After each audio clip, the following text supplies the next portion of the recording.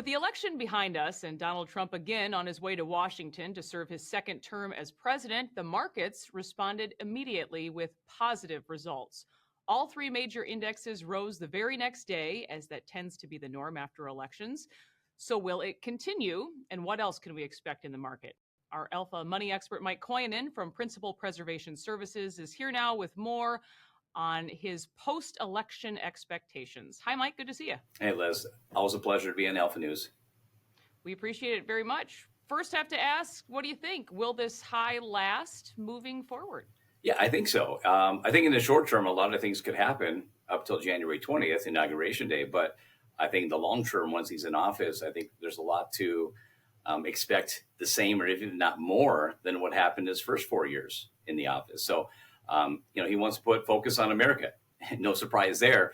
And that's bringing jobs back, manufacturing back, oil drilling back, cutting the red tape and regulations on small businesses, and putting tariffs on countries so to keep those jobs here. So I think that's a good sign that America is going to be stronger in the jobs. And that's even proven by the investors. There's an index called the VIX index, which just monitors the risk that investors are feeling in the markets. And that risk index dropped dramatically right after elections, which just shows that investors are confident in the results and the direction of this country. We heard this one on the campaign trail quite a bit, but Trump wants all of us to be able to keep more of our money. Do you think that will happen? Yeah, I believe so. I mean, he talked about keeping more money in our pockets. And so that is through not taxing overtime. If there's anybody who is worked a lot of hours and you think you have this big pay, you see your gross pay and your net pay, and it's pretty sad.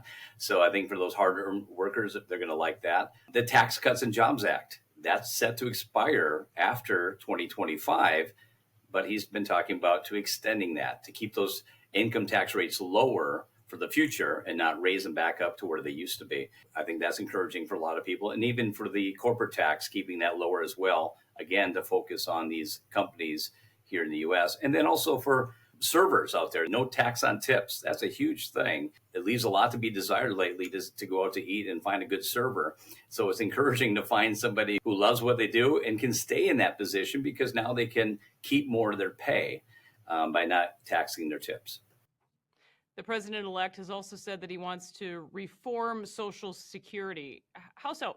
Prior to 1984, Social Security was never taxed. And so most people today are paying taxes at least on the federal level on Social Security. And there are 9 states who also tax Social Security, Minnesota being one of them. He wants to make it more solvent, and he's talking about eliminating those taxes altogether like it used to be. So for those who are on that fixed income, keeping more money in your pocket, with these little minor cost of living adjustments they make on Social Security, it's going to make a big difference. And, I had recently a couple in my office, both state pensioners in the state of Minnesota.